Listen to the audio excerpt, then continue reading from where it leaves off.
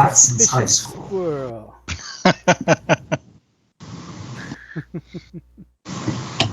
How's everybody doing? Pardon me. Sorry. Yeah, I'm there too. Just long night last night and tired day. I got my booster shot Friday, so. Oh no. Oh. Time Yeah, for the here. I'm COVID due snuggies. for mine. I gotta get that done one of these days. Yeah. I got it yesterday. Woke up at about 2:00 with chills and headache and body ache, and of course the arm was hurting already. So. Mm-hmm. Ugh. You know, a mild flu/COVID.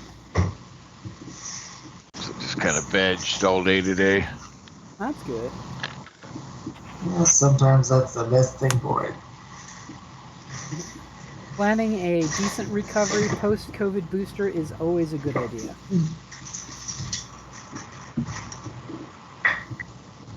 Well, ibuprofen does seem to help when you get it. Yeah. That's good to know. It always comes I down only to do that same sort of thing when I got it initially. Yeah. It always comes down Yeah, to this one wasn't quite as bad. My first shot was bad. My second shot wasn't that bad at all. Really? That's interesting. Usually the first shot's somewhat, and then the second was worse, but which is mine. I was down for about a day on the first shot. Second one, I was like 2 days worth. I was feeling pretty shitty.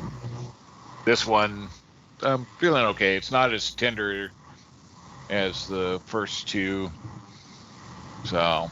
That's good. And so I don't know if its body's like, okay, I'm familiar with this, so we're not going to react quite so crazy. All of a sudden, your DNA is saying, "Hey, we know this shit." Yeah. It is now known to us. Yep. It's like, thanks for the reminder.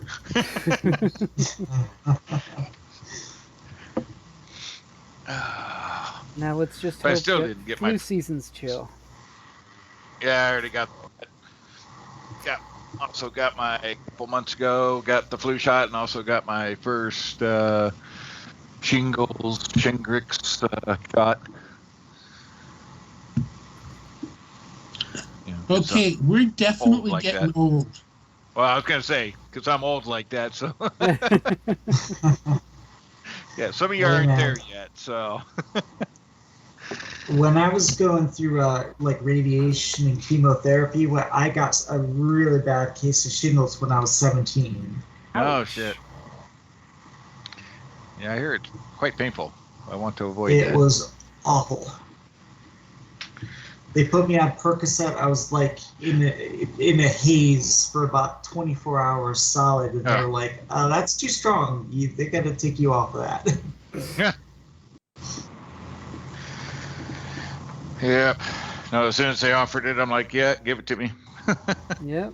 Don't mess around. So it was a little annoying because I got both of them in the same day, so I got one in each arm. So Oof. next morning it was like, All of a sudden, you get that whole "I made bad life choices" feel. Oh man. We're waiting on one more, right? Yep. That looks to be the case. So obviously, Rigger is going to be just chilling with the other droids, you know. Right. As the case may be. Getting reprogrammed by them now. Or the other way around. Hopefully. Rigger's like, no, seriously, they're pretty cool guys. I don't care what they're telling you about their working with pirates. I mean, salvagers.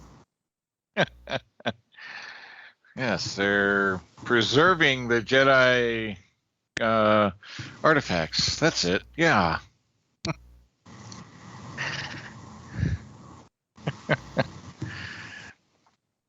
Just remember the drawback of lying to the droids.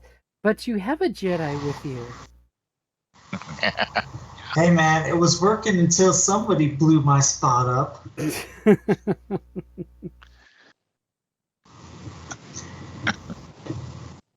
That's still It was working. going Nobody's just fine.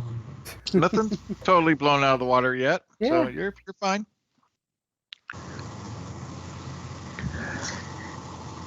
I saw a grown droid practically reduced to tears. Come on. That's not cool.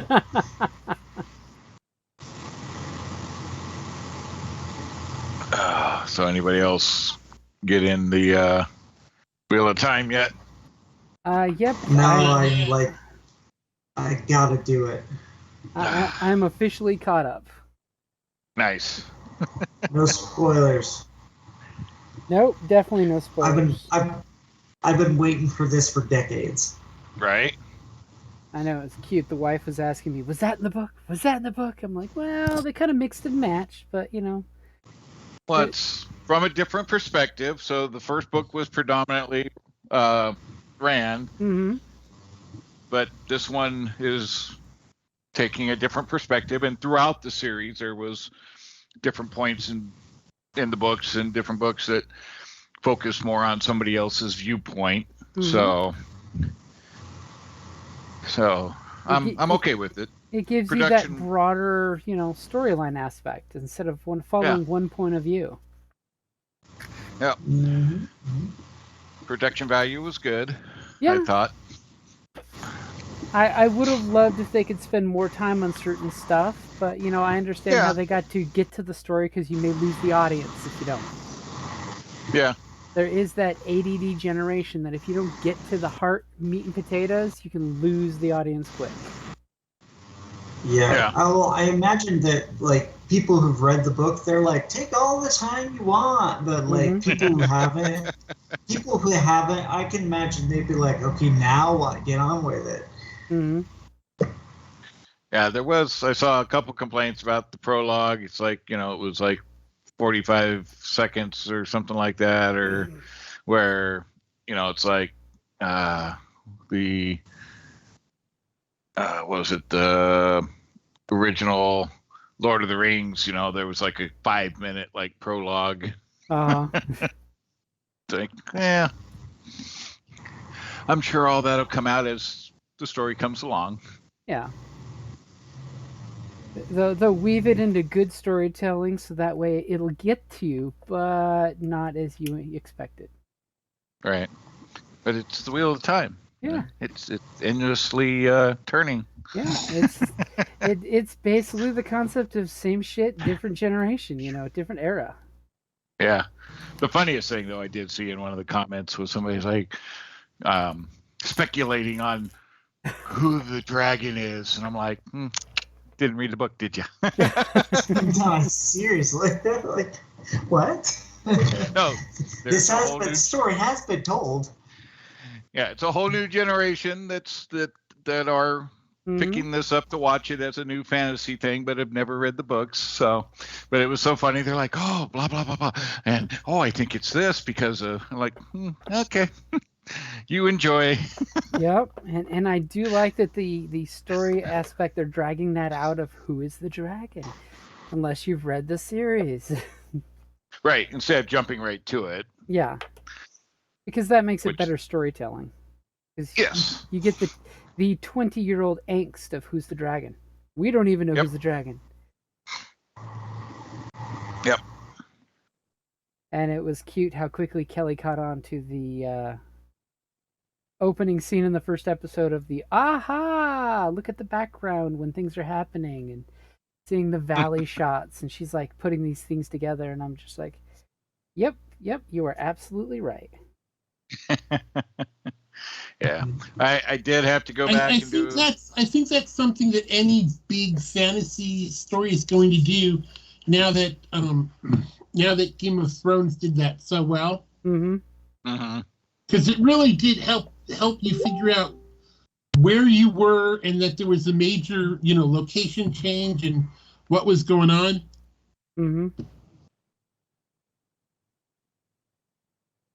And there is that quick button where you can skip the intro.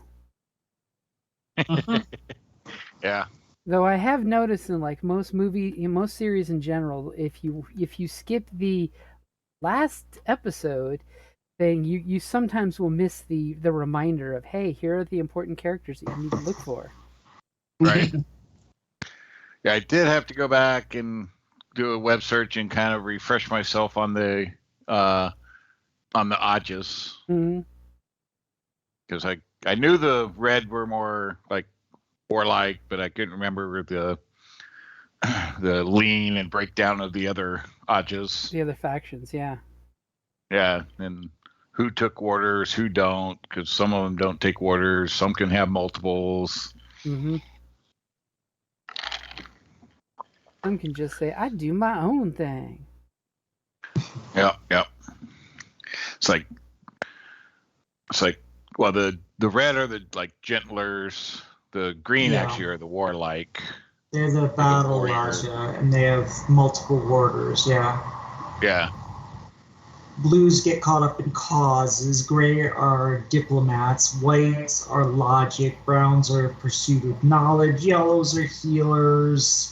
Wow, you just somebody who didn't want spoilers totally went on a refresher, didn't he? Well, I've read them all like 50 times. I haven't read them that much, and it's been a long time since I've read them. So it's only like they've been out for quite a while. I'm just saying.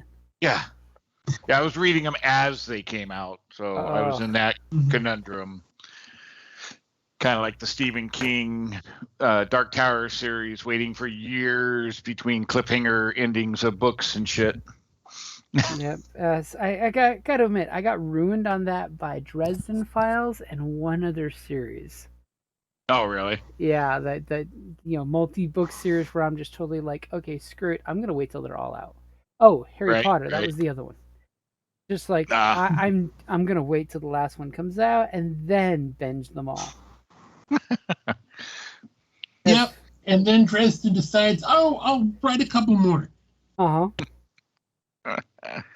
Yeah, I was deployed during some of this, so I'm like, oh, this book is great. It's like, next book, oh, crap.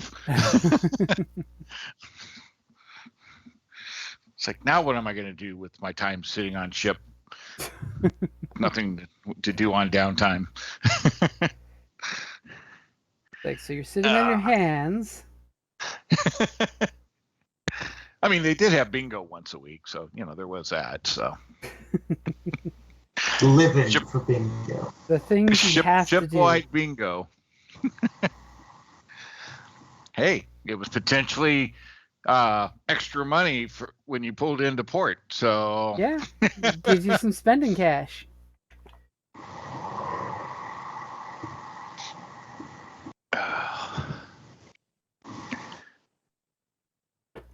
Yeah, pretty good times. But yeah, it's good. If you're going into it with it's got to match the book. Yeah. Always try to avoid that. Yeah. I mean, let's be honest. Even the writer didn't finish the series. Just throwing that one out there. Oh yeah. Right. So yeah, the production's good. The characters so far are good. What's her name? Plays the character well. The head gal. Her name. Yeah. The blue Aja. Mm-hmm. Moraine, right? The characters are slowly explaining themselves through action instead of being told. Yep. They're definitely owning that show don't tell aspect. There's no talking head character that does the info dump. It's all pay attention and you'll find out what the person is in relation to the other person. Yeah, well, that's always the hard part in doing a film. Mm-hmm. It's how do you do that with without getting too caught up into the inner monologue, but at the same time, it's like that's part of, especially Game of Thrones. I mean, like Tyrion's inner monologue was phenomenal because he was a manipulative little bastard. Yeah, but he wasn't evil though. No, it was all for the greater good from a certain point of view. He wasn't a bastard. He knew who his mom and dad were. He didn't like them, but he knew who they were. Yeah, but I mean, there was that's the greatest thing in that book is that was one of the really I think only series I've ever read where there's that kind of borderline, not everybody's good and everybody's evil, you know. Mm-hmm. A lot of characters bounce like back and real forth. people, you know, it's depends on their motivation. Right. But most of your fantasies, especially high fantasies, not written that way. Yeah, they unfortunately stick to a character type and pigeonhole. This isn't a fantasy, but if you've ever read Clavel, the guy who wrote Shogun. Oh. If you've ever read any of his books, and Shogun actually isn't one of his better ones, but it's still okay. He writes a lot in that style. Does he? That's cool. Yeah. That way you definitely get that, yes, even the villains are the heroes of their story from a certain point of view. Yeah. Well, I struggled with Game of Thrones because I didn't like any of the characters. Really? I hated them all. I thought they were all jerks. Well, that's because every time you fall in love with a character and you identify with them, they die. Yeah, pretty much. You're like, I like this guy, and he dies. Yeah, I was definitely an Eddard, like, oh, this guy's cool. He's like right up my alley. He's like kind of the paladin, and yeah, like, wait, what? No. You don't understand. All of the nice guys died quickly. Well, yeah. Mm-hmm. That's the problem. Because in real life, the conniving bastards would take them out, so that way there's no competition. Sadly, yes. It's like when you want politics. No, not necessarily. Some of them felt like they needed to die for the right cause. Mm-hmm. True. But even the characters, you know, the what's his nuts, you know, the other brother. I mean, he had moments of doing the righteous thing while teetering on doing the evil shit with his sister. Yeah. Actually, other than doing the evil shit with his sister, he was consistently trying to do the right thing. He was pretty much the hero of the story. I mean, his backstory. He murdered the king. Why? Because he was going to napalm his whole city. Yeah. I'm sorry. I could totally see a King's Guard saying, oh, we got to frag our leader because he's going to murder people uselessly. Yeah. He was the conflicted, you know, kind of hero. So, and then you had the imp just trying to survive and mostly trying to do good, but conflicted a lot because he was just trying to survive and not get his ass beat. And then balancing that whole family loyalty versus doing the right thing for the right reasons. Because after all, his motivation was literally, what is stability? Yeah. You know, he was wanting what was for the greater good for everyone concerned. Yep. Well, yeah, he was wondering what is the right thing. Yeah. Mm-hmm. And then you find out there's zombies to the north, and that always takes precedent. But no, I enjoy that writing when I read that compared to, you know, like Dritt's books were good, but, you know, all the good guys all survive and they always come out on the good and like, okay, it's cool. It's your total your pulp action hero stuff. Yeah, there's no real fear because you know none of them are going to die. Mm-hmm. Oh, is that Jason jumping in the group? I like it somewhere in between the high fantasy and the so-called realism, the pragmatism. I would be. I am ethically bound to talk about Weston Oaks SEAL Team 666 at this point. Uh-oh. So if you mention Weston Oaks SEAL Team 666, then I will have to mention his Aliens Infiltrator prequel to the new Aliens video game book. See? I actually got an autographed copy from him last week at TUSCON. Oh, really? But yeah, if you haven't read it, I highly recommend it, and I generally don't like military horror. But he does a great job of doing military fiction. Yeah. I was there. I've done some of that. So it's like, I don't do a lot of military story reading. I tend to like to get out of my head into Get into the something a little sci-fi or whimsical. fantasy world when I can. That is But if you do want a definitely really good book, that's really suspenseful to read, Marine Sniper. It's about Hathcock, a true sniper in Vietnam, and stuff he went through, and it's pretty intense.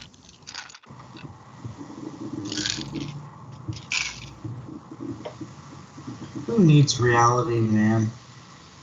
Yeah, well, like I said, most time I avoid reality shit like that, but this one, if you really want to know what a true fucking hero does and puts himself through, yeah, that shit was intense. like so too You know, almost fantasy sounding with some of the shit he went through and did.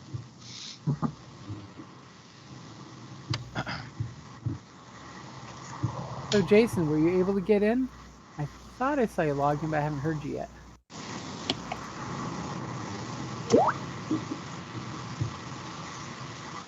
Heard a Oh, response clip. that was Scott sending a thumbs up to the Aliens cover. Because I'm like, I conveniently have the book right here because I just started getting into it today. Which one? Oh, the Aliens Infiltrator. Dr. Timothy Horniker arrives in Pala Station, a Weyland-Yutani facility, lured there by the promise of alien artifacts. Instead, he finds a warped bureaucracy and staff of misfits testing the effects of xenomorph biological materials on living creatures. Unbeknownst to the personnel, however, there is an infiltrator among them whose actions could spell disaster. So I sent you the one link. Did you play Twilight 2000 at all, or? Back in the day, yeah. Okay. Yeah, it was one of my favorite apocalypse, style games besides Gamma World. Oh, yeah, Gamma World. Because, of course, there's that total, we cannot hear you, by the way. You may be muted. Make sure to check your Skype settings, because Skype auto-mutes you when you come in now. Sorry, he just posted in the chat. Yeah, I saw. But yeah, I have not checked out the new version yet. But yeah, I was a fan of the classic Gen X apocalypse everything, Yeah, I'm curious on what kind of changes they made because it was a little clunky. Well, a lot to track between rads and like ammo and food and the whole works. It got a little down the rabbit hole on that kind of sometimes bogged it down. But the books were great back in the day. It's like, ooh, Humvee information. Oh, yeah, all the they weapons. Went out of their way to make sure they had detailed info. Yeah. Like if you ever get a chance to read the After Collapse RPGs and novels, those are a good one too, where it's super into detail, and then of course they give the caveat of your game can be as detailed as you'd like it to be, so it doesn't have to be super detailed, or you can opt for the super detail. Nice. Yeah, it'll be interesting to see. I have all the soft copies for like all of the Twilight 2000 original material. Nice. Those were one of those that I did not actually keep a hold of. Yeah. I did like the character creation. It was kind of like the fastest Star Trek. You basically advanced your career by 4 years if you chose to try to get more skills, get a promotion, yada yada. Gives you instant backstory. Yeah, so you would roll to see if you got promoted, and then choose what career or skill in the 4-year block, but you're aging yourself by doing so. So nobody wants to be the old man on the team. Then you didn't have to just be military. You could actually be like CIA and that kind of stuff.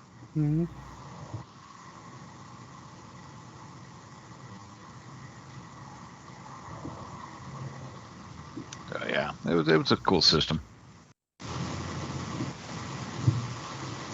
Yeah, I'm definitely hoping we get a little more update to it, so that way it has more of its own feel.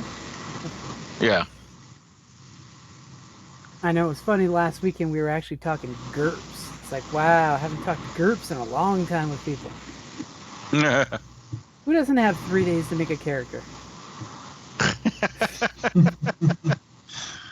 Yeah, I never got too far. Okay, youngsters. Let me tell you about a game called... Oh, damn, I forgot now. You gonna pull up Chainmail or something? No. It's after Chainmail. It was done by Avalon Hill. It was a medieval game, and it took you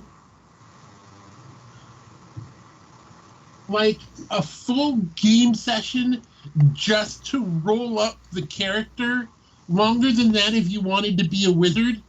A wizard could, if he was lucky, cast one spell without killing himself. You actually had to go to wizard school to make a wizard character? Oh, no. There is no wizard skill. You had to do it by trial and error. Ah. Oh, God. And error means boom. Is that Dungeon Crawl Classic? No. Okay. Dungeon Crawl Classic kind of embraces that whole you have to have your session 0 grind, so you make like 3 characters and see which one survives. Oh, God.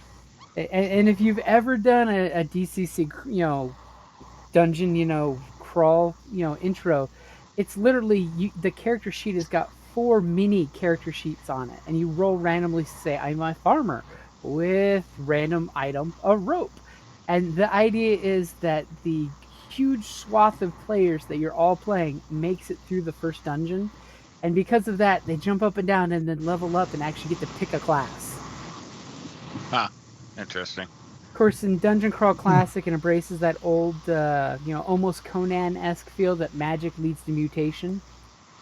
So every spell has the option to like blow your mind out, mutate you, cause bad things. It's like playing the worst of the worst Chaos Mage in a game.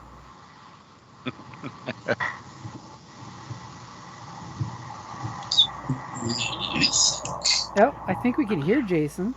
We heard. It sounded like his voice. Something. Can you hear me now? We can hear you now. There we go. Amazing!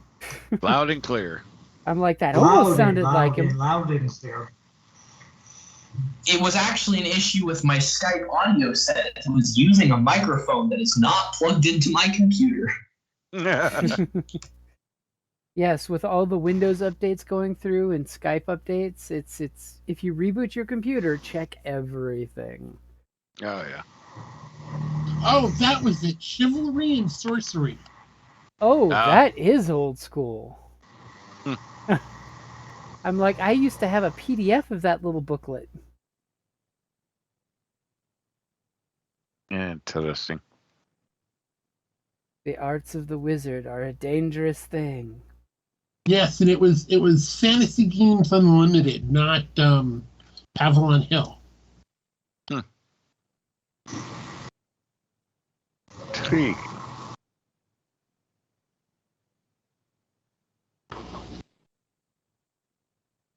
All right.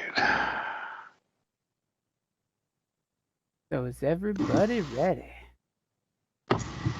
I am. I am. I was born ready. Because if you're not, you'll be hanging in the engineering room with Rigger. She's not ready. So when last we left off on the abandoned ship that you've nicely handed over almost completely to the pirates, right? You guys are all heading over to that turbo lift there, right? I think so. Grumbling, but yes. As I'm making a long pause to see if Kay wants to move himself to the lift with everybody else. I thought it was at the lift. Or is it the other lift? Currently your mini is in the engineering section. Ah. The lift is over here with them. So, Okay. which deck are you guys wanting to head to? Quick question: are we rolling Destiny? Oh, yeah, that'd probably be good, huh? I mean, once everybody's here, I guess that's a thing we can do. Let me clear the pool. Isn't real that a thing we? Isn't that a thing we do? quick. I mean, I totally Maybe. like the fact that we were left off with 7 dark and 1 light. We can totally just keep that. No, Tried to slip that one past us, huh? Yeah, he did.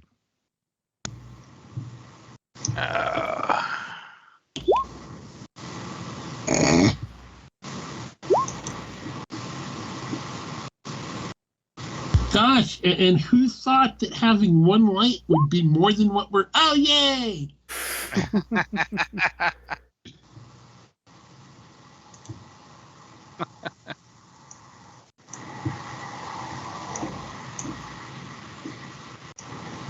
Yeah, pretty close to what we had before for you. Yep. Just not It's a quite little that. better. So, Oni, I got a quick question for you, dude. Yeah. So, what does it mean when your duty for justice comes up? Uh-oh. What do you mean by what does it mean? So, for your justice, What's that all about? yeah, give us some insight. Oh, I see what you mean. As in, I yes, see what you- it came up.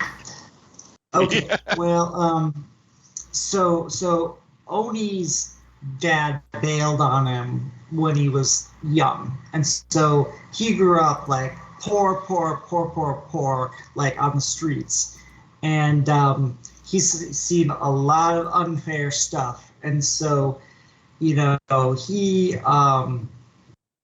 really he sees bad guys come out on top, good people squelched down. His own dad left, stuff like that. Nothing's fair. So, to the extent that he can, if he can make something fair for someone else, he'll do it. Like make something that's make it just wants to make things right. Okay, so quick question for my clarification. Yeah. So, since your duty does come into play this session, long dramatic pause, who are you trying to be fair for? Oh, that F word. Like in this current situation, like what would be fair? Uh-huh. Oh, that's an interesting question. That's what I thought. Yeah. Oh wait, we're talking. Are we being fair to the pirates? Are we being fair to the Jedi? Like, That's my just question. a clarification. You're looking at the motivation, not the duty, right? Duty is resource acquisition. Motivation is justice. Oh, I wrote the wrong thing down for you. The cause the pursuit of the cause of justice is more about what motivates him. Okay. The duty is resource acquisition. So yes, resource acquisition is come into play for your duty. Do you roll for duty typically? I thought you mainly just rolled for obligation. Nope, you roll for duty too. Yeah, it can come into play and bolster. It bolsters you. Nice.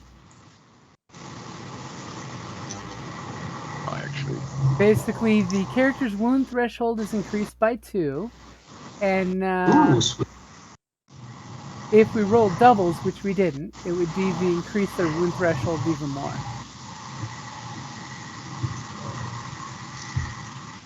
Yeah, it's resource acquisition. He gets a special kick out of it when the resources come directly from the Empire, and he doesn't mind when he makes a little profit from it on the side too. I'd be thinking reclaiming this thing would give him An epileptic seizure of pleasure. So for your resource acquisition, how are you feeling about the pirates taking stuff? I mean, the dutiful, rightful scavengers who claimed this derelict and then sold its location to other people. For historical. I didn't mind that they were here first. As I tried to kind of like give them the short end of the stick earlier. They weren't having it. I mean, in this case, I want to try to get rid of them and still be able to keep as much as we can without completely stabbing them in the back or anything. I mean, he did get a lightsaber already. I mean, that is pretty acquisition-y. That's personal. That's my personal acquisition. But I'm talking about. I want to bring this back to the. I want to bring this back to the rebellion with as little missing from it as possible. So what I'm hearing is we're going for the passive aggressive, get off the ship without them really knowing about it. Deceptively guiding them away from everything, basically. Yeah, pretty much. Convince them that they've gotten all they can. Go away now. Thank you very much. Leave us alone.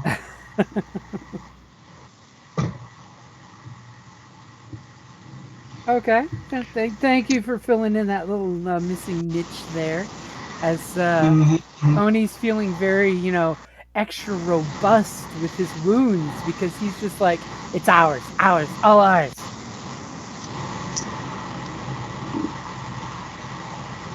Dirty pirates. They're trying to take what's rightfully mine. Ours. The rebellions. Yeah. My precious. Now I just need to find a lightsaber owner's manual. Yeah.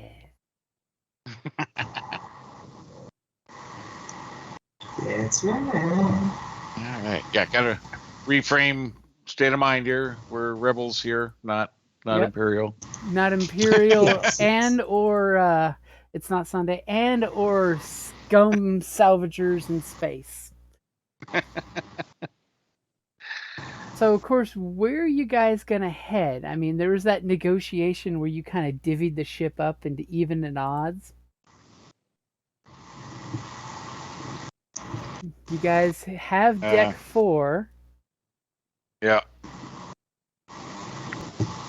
I And then I don't remember what the other deck we Deck got two's spaced. Yep, it's right. meant to space.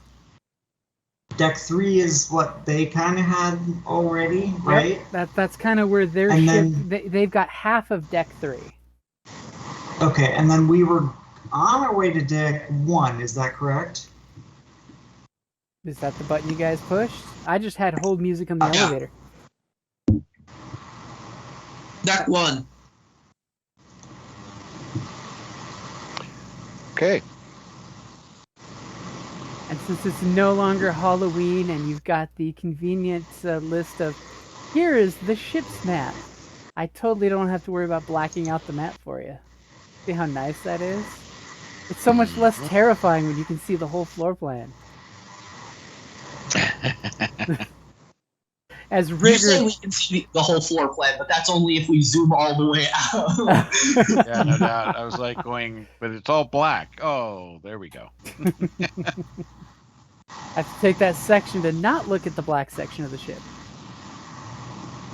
Yeah. So turbolifts, that's the center. Okay. All right, we're zooming up. Did we have some of them with us? Nope, the 3 that were down there decided to stay back in the engineering area to try to get, those schematics that were making you grind your teeth.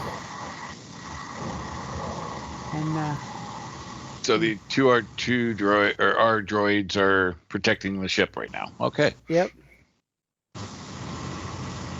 So you have this dreadful sense of a lack of mechanical ineptitude. Or an abundance of mechanical ineptitude. Lack of aptitude, plenty ineptitude. I mean, I do have Fort Greene. It's not horrid.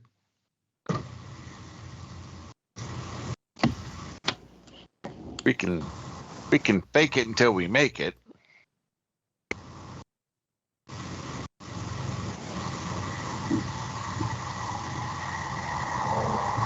Wow, there's a cargo hold up here, huh? All right.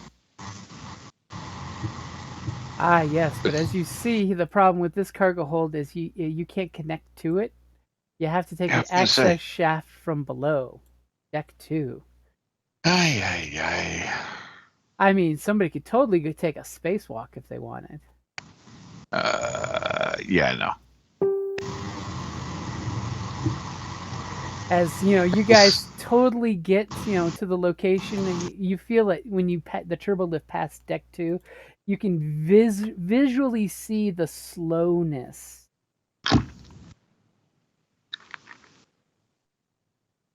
Of your pod slows down as it goes through deck 2, and you feel like the doors kind of rattle, like, oh god, this thing is totally vented to space, isn't it?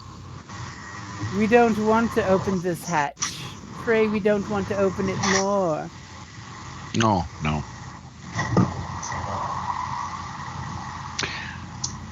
Okay. So you guys get to deck 1, it beings, but the doors don't quite open. Does that seem to be mechanical or computer? It definitely seems to be mechanical. Okay, we've hit an impasse. All right. Well, I mean, I have Fort Greene if we have to do a mechanics check, so. I mean, never be afraid of trying something. You can always just blow the doors open. These are the doors. I have 1 yellow if you need help. So your lift doors opened. It's the actual deck's sealed doors that closed. And you guys know from the great computer system that there is atmosphere here. It's very thin, very old, but there is atmosphere. So it's not like you're going to open the door and have vacuum space if you want to just say screw it and cut the door open. I mean, that's totally an option. I'm just throwing that out there. We don't want to cause more damage than necessary to the ship because the intent is to potentially use the ship. That which we break, we have to fix later. Well, somebody That's has to just fix later. Crazy talk. Somebody does, not necessarily us, but. Riggs. We just busted anything open this session. Riggs, fix it, please. Well, not even our team. Once the skipper gets out here, he's got all kinds of crew to deal with that as we move on to the next mission. I mean, that's what your support staff is for. That's why you guys are the big damn heroes. They're there for doing the non, you guys stuff. Yeah, but I will attempt to use the hydraulic, manual, whatever, to little, handle or whatever to pump it open. Okay, so you're going to go ahead and give it the good old college try of mechanics? Sure. Okay. I'll assist if you want a yellow. Sure. Ooh, okay, so I'll give you 1 upgrade. Okay, so I got it in there. All right, here we go. I thought you totally want to spend one of those light side points. Okay, so I was confident. You take a point of strain as you lean down and you start going,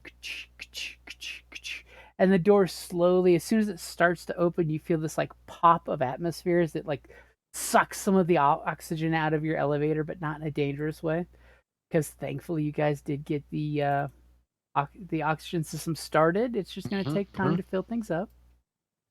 And you kind of look around and you see the big open, it's a 20-foot tall deck.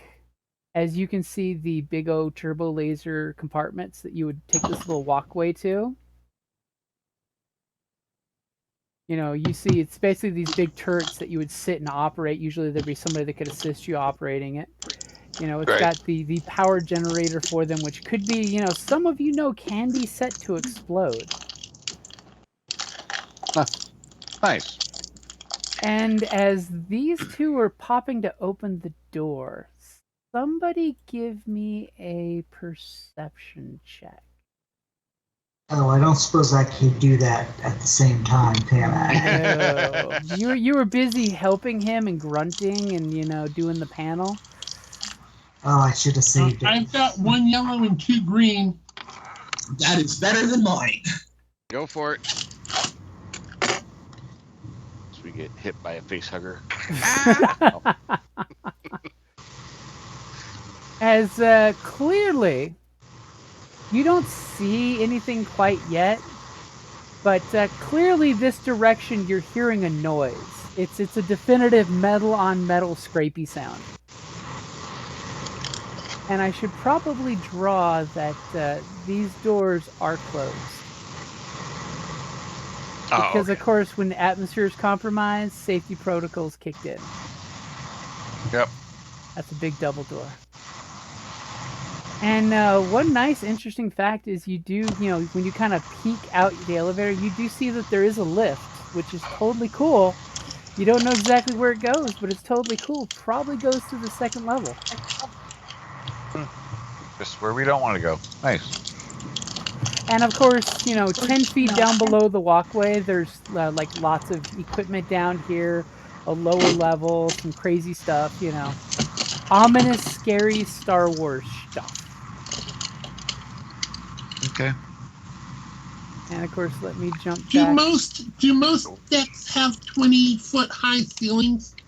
Most of them do not. Okay, with my knowledge of general shipbuilding and stuff, why would something have a 20-foot ceiling? Because you have these big ass turbo lasers and their generators underneath them. Oh, okay. So these like are planetary lasers. Yeah, right? these are lasers that you can strafe a planet with or shoot capital ships with. Yeah.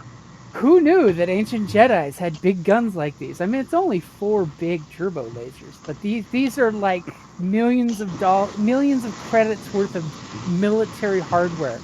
Our acquisition guy should be drooling right now with the fact that if he gets these weapons seem to be, functioning, maybe a little repairs needed, but this could be a huge boon to your squad. Oh yeah. My pupils turn into dollar signs. And clearly, he's not the only one here with a resource acquisition duty. And clearly, Kay is sensing that there's something scraping and banging through these double doors here. And by the way, this walkway, it is pretty wide. It's, each square, is basically 20 feet wide. Oh shit. Okay. So it's a nice big platform. Of course, Star Are there Wars. railings? No railings. Yeah. The first rule Lucas wrote was no railings in starships. Come on. Right? There's no space OSHA. Currently, the Republic was still voting on whether there should be space OSHA or not. Yeah. OSHA schmosha. All right then. Well, do you point for out the Jedi. noise? They don't use railings. They can just catch themselves. If they all have that ability, yeah. Let's try it out on our Jedi. Oh no. But bump.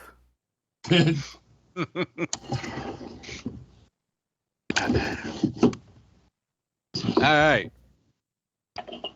So does our guy point out the scraping noise?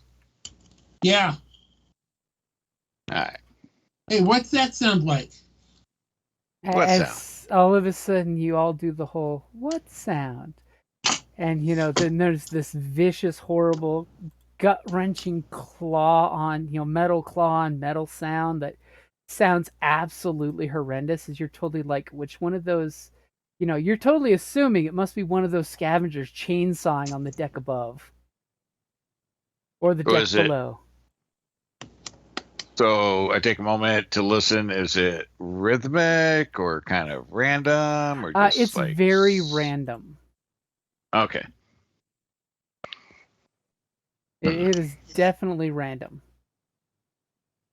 You said it was coming from vaguely off to right towards the front of the ship. Yep, you're sensing it where those double doors are. It's right on the other side. It could even, once it's pointed out to you, be on the other side of those double doors, literally hitting those double doors. I'm gonna head over to them. Oh, wow. I will draw down from there.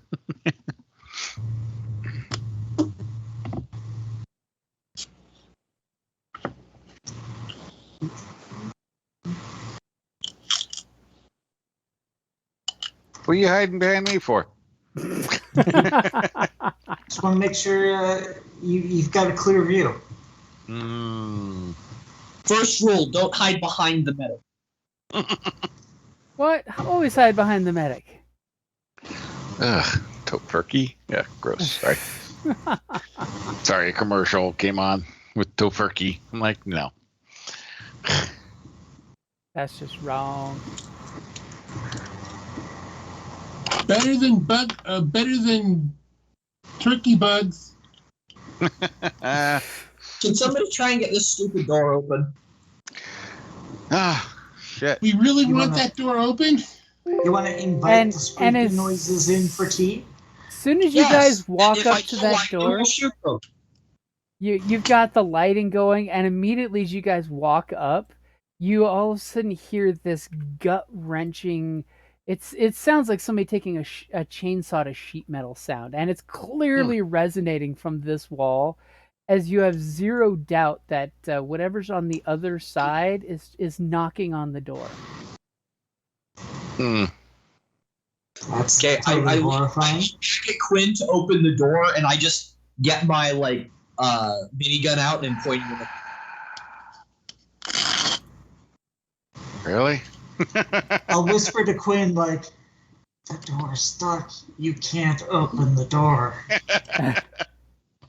As all of a sudden you see, this slow scratch, as you can see basically like 3 giant claws kind of scrape against the door and indent through. As you're realizing this is a blast door, so whatever's doing that has some ridiculously potent claws. You still want that thing open, boss? I look back at them and I'm like, well, it's now or later. Take your pick. And I'm just still got my gun pointed at the door. Didn't the salvagers want deck 1? Yeah. Hey, guys, you might want to go check something out up there. They did at one Hey, point until you talked yourselves into it. We found something really good. Okay. So, is the door electronically functional? It looks like it may have been. I mean, you can try it electronically, but it seems like it's definitely sustained some damage. Well, I was looking at maybe shooting it to open it because, that's how it works in Star Wars. Shoot it to open it, shoot it to close it. Works both ways. Stick a lightsaber through something. It always works. So I really don't want to be up there working the manual operation there. Sitting there taking a knee.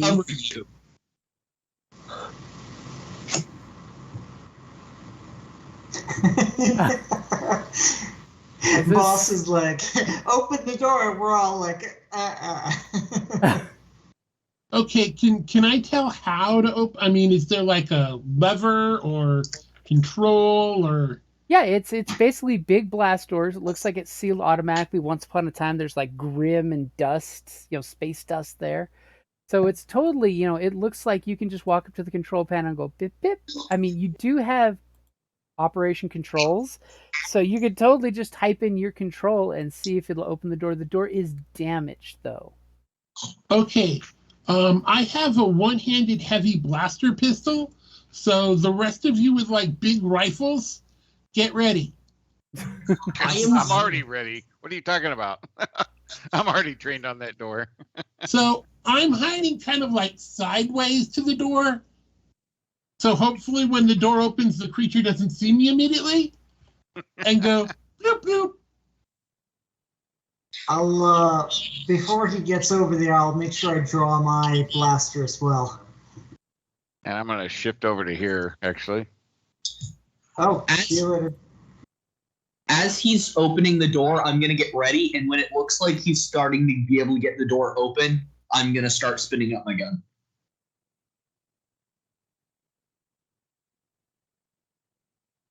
Okay, so the door is over here. It's the double red lines right there. Right there, yeah. Oh, right there. Okay. Conveniently, the door's completely recessed, so they go flush with the walls, it looks like, so it's just a wide 20-foot platform. Completely open.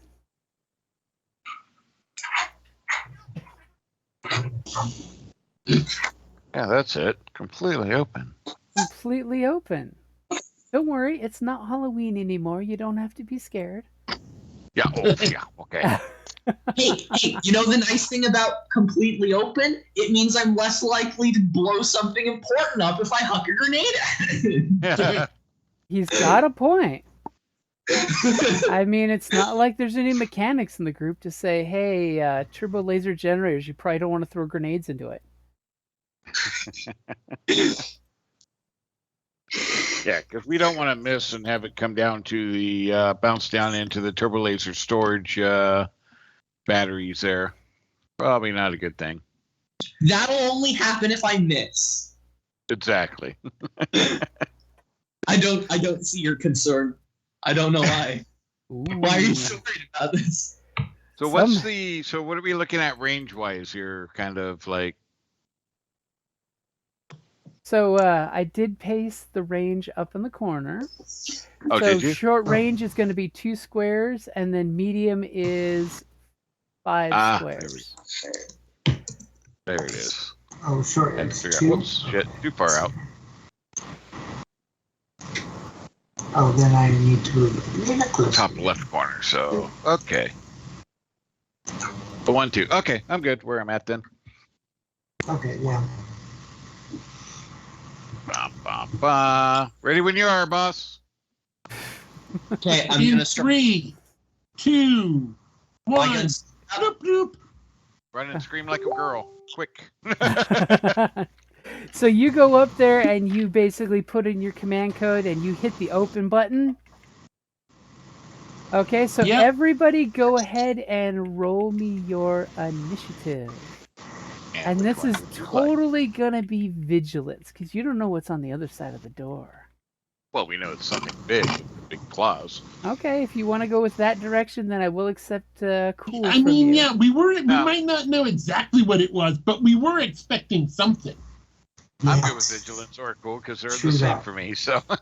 As Well, all my of a cool sudden, is Oh, God damn it. faster than my vigilance. as all of a Oh, sudden goddammit. he's tapping that, he's pointing out that I'm ready, sir, and one little claw kind of pierces through, and you hear this whistling sound.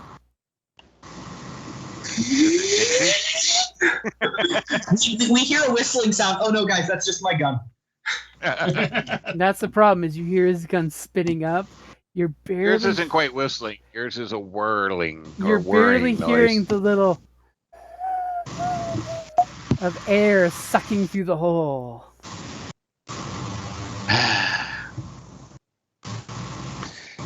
All right, who are we missing here? Kay Someone's missing rolled, initiative. Dennis rolled. I rolled. Why are we missing one? Who are we missing? Someone may have rolled and not rolled on their initiative Oh. tab. Rolled Oh. cool. Enos, Enos. yes.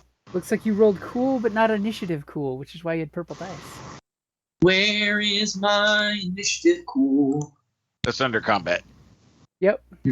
I'm looking under combat. I do not see it, however. Up towards the top where it says initiative, Initiative. big blue under your. Right there is where I'm seeing it.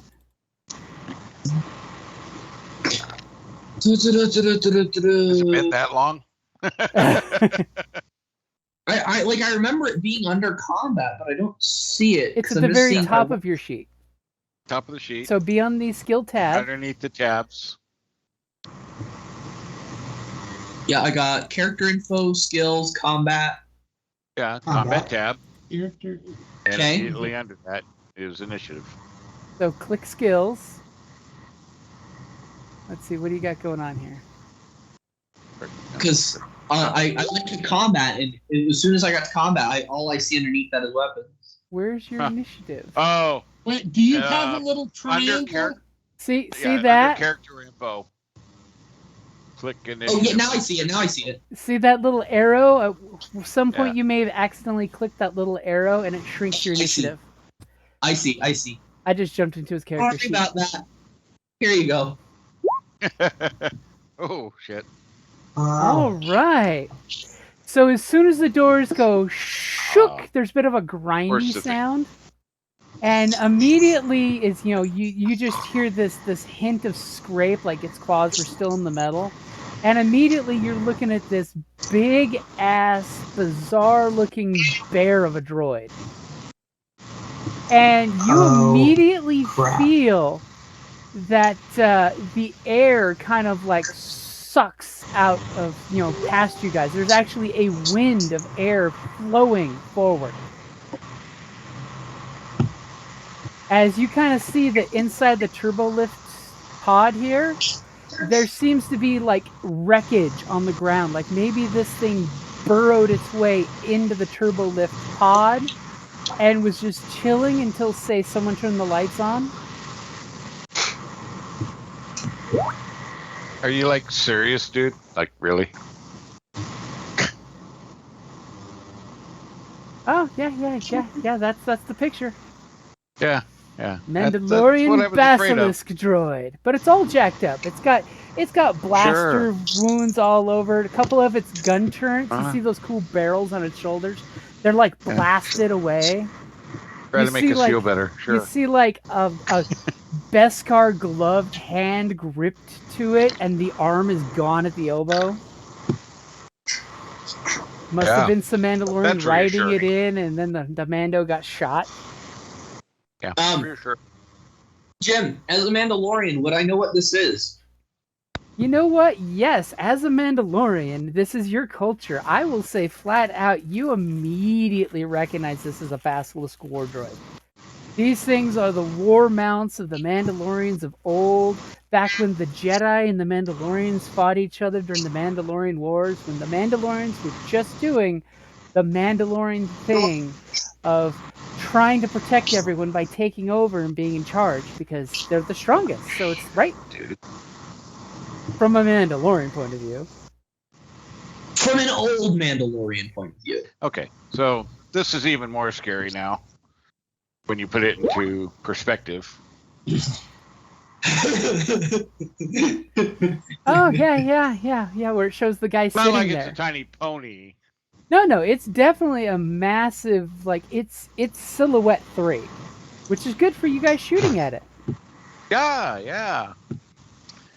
Your efforts in trying to make us feel better about it's not helping. You know, Especially when it's going first. Wait. We talked to the Jedi people. Can you talk to the Mandalorian robot? I really want to. I really want to. Would you rather shoot at it or talk to it? Well, you see, the problem is, I think that it's probably going to shoot at me before I really get a chance to talk to it. But it goes first, so we can see. Yeah. You definitely If it have. shoots at me, I'll shoot back. If it doesn't shoot at me, I'll try petting it or something. I'm wearing armor. That looks sort of like Mandalorian armor. Yeah, hey kid, I don't see any ears on there. So you definitely get the idea that this thing is in berserk mode. Probably before its pilot died, he set it off to, fuck 'em all mode. That's totally what that mode is called. It's the fuck 'em all mode. I was going to say, how'd that go again? Fuck 'em all! Okay, that's what I thought. It's an actual setting on it. It's like Chucky had one. He's good, he's bad, fuck 'em all mode. Big red button. Yep. So he definitely seems to be very angry. You do see that he still has his shockwave generator rods, which is probably how he blasted his way in here. They're really cool rods that you plant, and they do this cool breach thing. It's how Mando's breach ships. It's really cool. Been stuck in this room all this time. I'm sure he's upset. Yeah, I mean, he's been powered down until somebody turned things on. And the fact that life sensors have been pinging that there's life on board. Well, it's also a little hard for me to go back now because I did say I started spinning up my gun already. Yep. Yeah, there's Well- definitely an adversarial feel here, as it immediately walks up, and since it is first, Do your worst. it's gonna come after you, lifting this big, giant, rendy claw.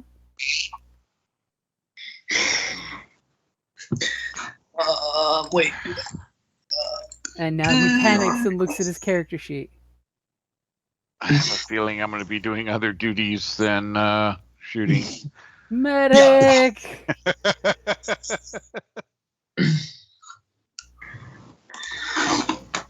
Just looking at my talents, making sure I'm keeping track Okay. of those. 'cause I'll the- give you a second there so you could, see if there's anything that can save your ass kind of mode. I don't think so because I can't sidestep out of turn. So But you're okay. it'll be fine, right? It'll be It's- fine. Gotcha. Fine. Alrighty, Jim. Okay. Hit me with your best shot. So do you have any any melee defense? I do believe I have one because I believe my ARC Trooper armor should give me one. Item inventory. For some reason. Inventory's good. yes. You should always have inventory. My defense should be one, yes. Okay. Yeah, ARC Trooper Defense 1. Defense one, so 2. So you have defense 2? No, defense 1, soak 2. Oh, okay. So that's your business. all you I got? don't need to worry about that. It's not My your total whole soak is stuff. Yeah, up at the top. Make sure you didn't Gotta be shrink more that than one 2. too. Yeah, no, I know that. I was just talking about the ARC Trooper armor specific. Yeah. Okay, and it is Silhouette 3 with its giant, nasty, bad claw, which is nice because it does mean because you're small and agile that it does add an extra purple to it. There you go. Okay, so the Basilisk War Droid is going to bring its claw down on you. Or preferably not on me. It's preferring that it hits you, I'm just saying. Maybe it's just waving high. As a piece of Mandalorian Oh. history. Oh, what is that? Let me Something's find out not right. what's Hinky. The War Droid is Hinky. It could be because I have his stat sheet outside of Roll20. Let's put it back in. It malfunctioned. It missed. Does not compute.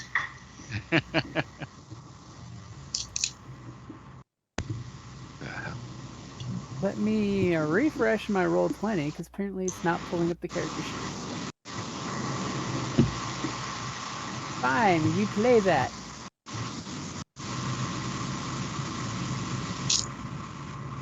Well, that's just wonky. Because I happen to have another Roll20 page up for a different game. It opened up to that instead. Oh, nice. Let's get back where we need to get. Okay, let's see if this works now. That should be there. Oh, there is a space at claws, so maybe that is affecting things. Oh no. Oh!